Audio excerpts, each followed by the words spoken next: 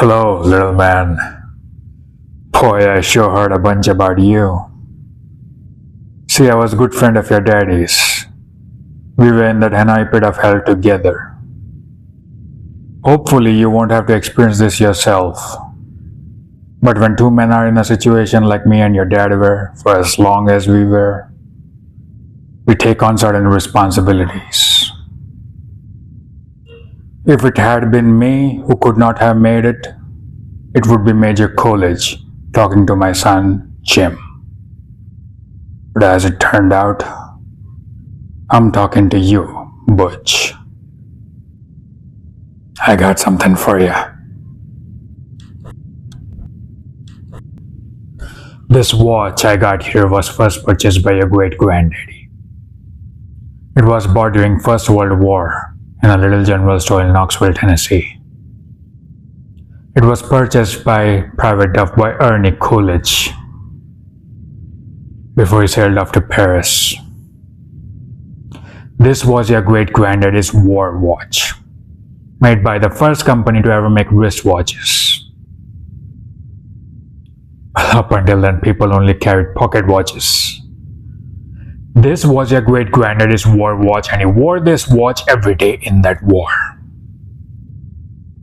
And when the war was over, he done his duty, came home to your great-grandmother, took the watch off and put it in the coffee can, and in the can it stayed till your grandfather Dane Coolidge was called upon by his country to fight Germans once again.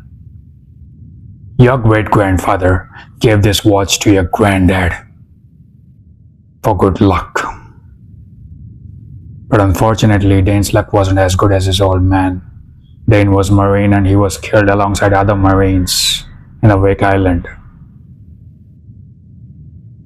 Your granddad was facing death.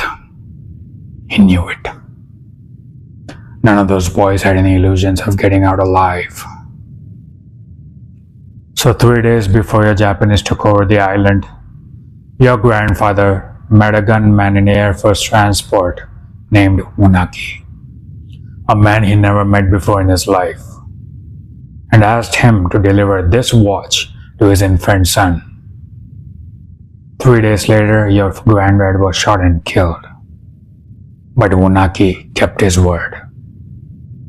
When the war was over, he paid visit to your grandmother, gave this watch to his infant son.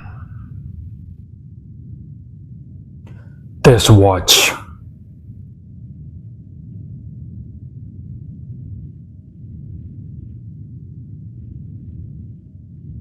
This watch was on your daddy's wrist when he was shot down and killed in Hanoi. He was captured and put in a Vietnamese prison camp.